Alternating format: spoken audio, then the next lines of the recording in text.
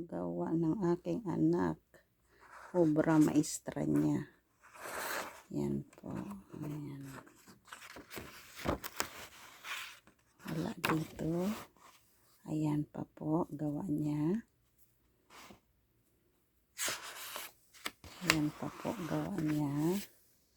Yan, obra maestra niya po to. Ayan. Gawa niya.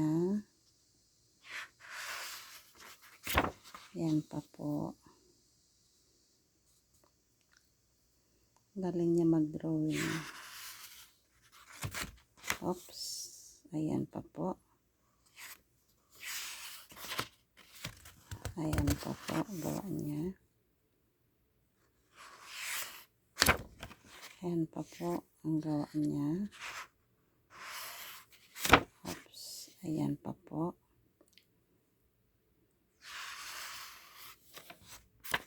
Tapos, picture ng papa niya. Ayun. Ginawa niya po ang picture ng papa niya. Si papa niya po yan. Okay. Tingnan natin kung meron pa.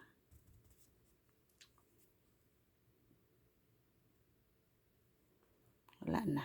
Okay, bye.